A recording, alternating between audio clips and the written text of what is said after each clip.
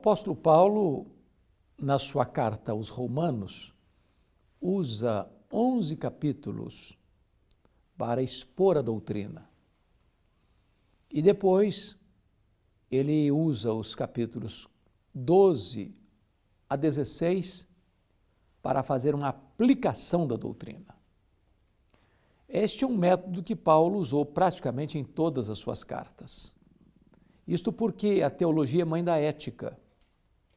A ética é filha da teologia. Assim como o homem crê, assim ele é.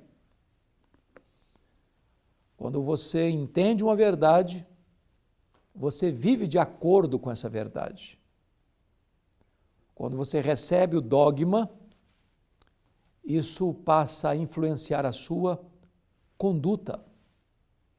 Então, Paulo tratou nos 11 primeiros capítulos desta robusta carta as grandes questões doutrinárias da fé cristã.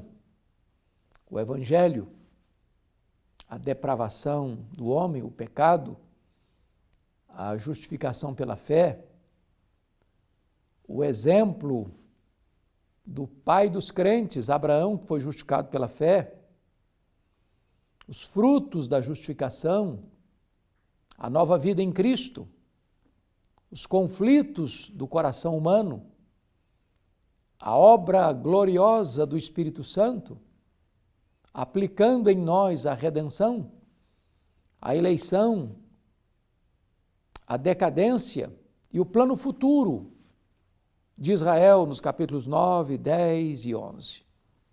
Paulo encerra esta parte doutrinária da sua epístola com uma grande doxologia no capítulo 11, 33 a 36. Ó profundidade da riqueza! A palavra de Deus é inesgotável, é inexaurível. E agora o apóstolo Paulo, depois de enaltecer as profundezas e as riquezas insondáveis do Evangelho e deste plano maravilhoso de Deus, vai fazer uma aplicação desta verdade na sua, na minha, na nossa vida. E no capítulo 12, versos 1 e 2, então Paulo vai dizer o seguinte: rogo-vos, pois, irmãos, pelas misericórdias de Deus, que apresenteis o vosso corpo como sacrifício vivo, santo e agradável a Deus, que é o vosso culto racional. E não vos conformeis com este século, mas transformai-vos pela renovação da vossa mente, para que experimenteis qual seja boa, agradável e perfeita vontade de Deus. Chama a sua atenção para um ponto. A preposição, pois, rogo-vos, pois, é o elo de conexão entre a doutrina e a vida, a teologia e a ética, o credo e a conduta. É em virtude daquilo que Deus fez por você, que Deus agora requer de você um estilo de vida compatível com esta verdade. A palavra que Paulo usa para pedir rogo-vos é muito solene e forte. É um clamor audacioso. Rogo-vos, pois, irmãos, pelas misericórdias de Deus. Claro que Paulo está tratando aqui da obra da redenção, que é uma expressão da misericórdia de Deus. Tudo aquilo que Deus fez por você em Cristo Jesus, para tirar você da morte para a vida, da escravidão para a liberdade, das trevas para a luz. E em virtude do que Deus fez por você, Paulo diz assim: eu rogo que apresenteis o vosso corpo por sacrifício vivo, santo e agradável a Deus, que é o vosso culto racional.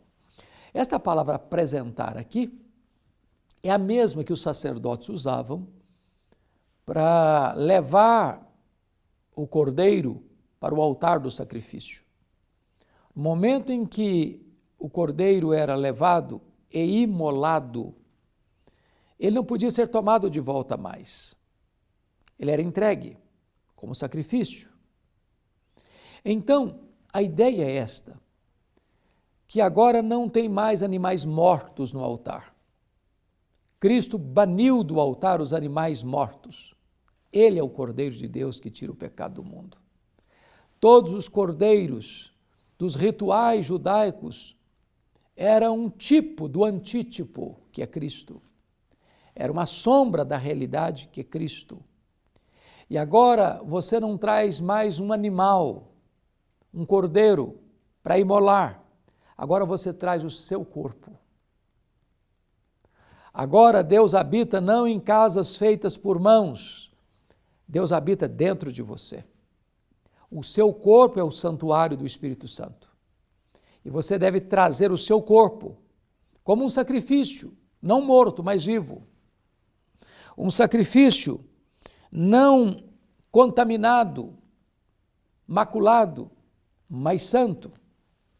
Não como um sacrifício rejeitável por causa de não estar compatível com os preceitos da lei, mas agradável a Deus. E Paulo diz, esse é o culto que Deus aceita. Esse é o culto lógico. Esse é o culto racional.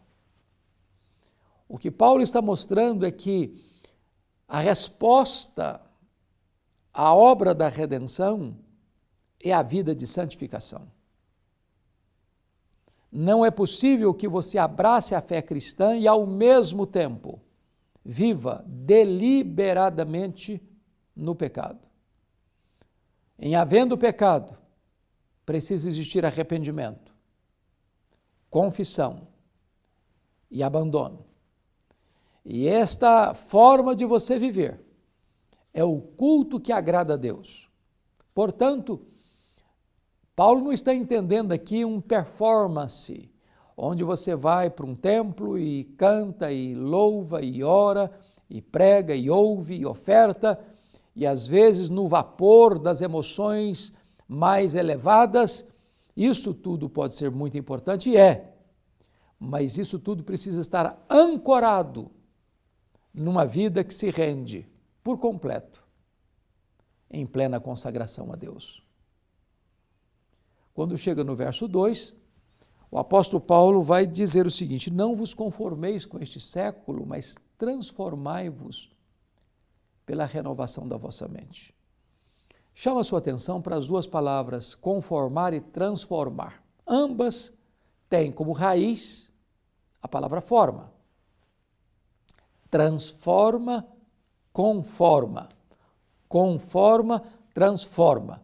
A palavra base, a palavra raiz aí é forma.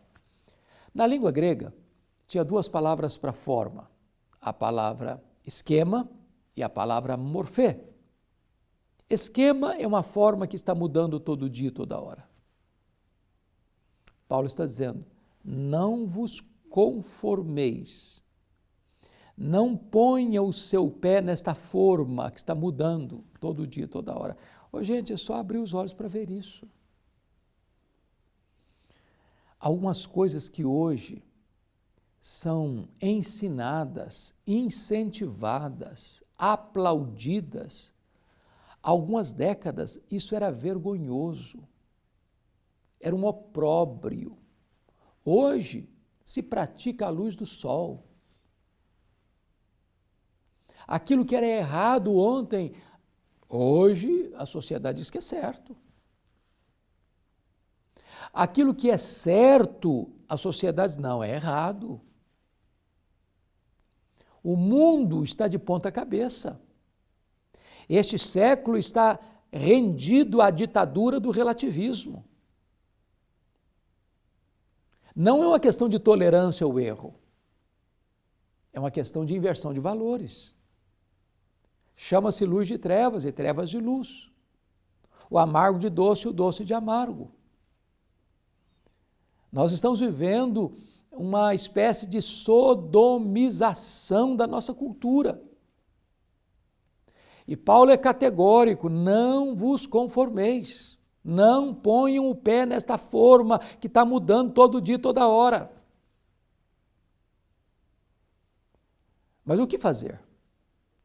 Paulo diz, mas transformai-vos pela renovação da vossa mente. Preste bem atenção no que eu vou lhe dizer aqui. Este século, este mundo, este sistema, não tem absolutos. Não tem. Os homens não querem absolutos. Eles querem o relativismo. Cada um faz o que quer, cada um faz o que gosta. Não tem certo, não tem errado. É proibido proibir. Não se reprima. Essa é a ideologia, essa é a filosofia do mundo.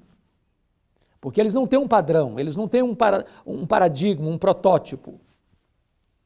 Aí Paulo diz assim, mas transformai-vos pela renovação da vossa mente. A palavra forma aqui não é mais esquema, é morfê. É uma forma que não muda. É um padrão absoluto. É um exemplo que você pode olhar para ele, mirar nele e seguir esse modelo, esse padrão. Esse exemplo é Cristo. Quando você olha para Jesus, o varão perfeito, diz a Bíblia que você vai sendo transformado pela renovação da sua mente. Você vai sendo transformado de glória em glória, na imagem de Cristo. E aí, em vez de você se conformar com este século posto no maligno, o mundo jaz no maligno.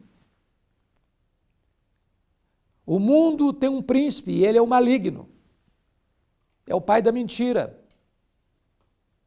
É o assassino desde o princípio.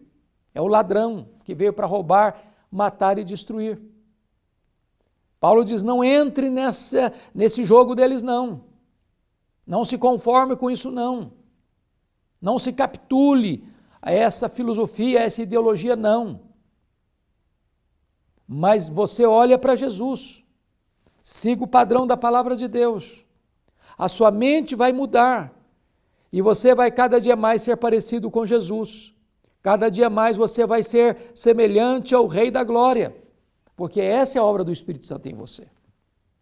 O resultado disso, Paulo diz, para que experimenteis qual seja a boa, agradável e perfeita vontade de Deus.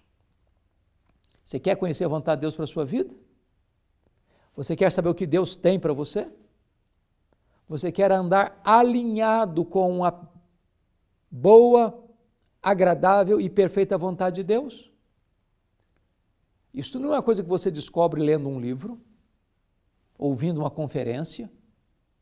Você descobre qual é a boa, agradável e perfeita vontade de Deus quando você se oferece a Deus, o seu corpo, como sacrifício vivo, santo e agradável a Deus. Você descobre qual é a vontade de Deus quando você diz não para esse sistema do mundo que jaz no maligno. E você então olha para a palavra e vai sendo transformado de glória em glória na imagem de Cristo. Aí você vai entender qual é a boa, agradável e perfeita vontade de Deus para a sua vida. Chamo isso de plena consagração. Que Deus abençoe o seu coração. Amém.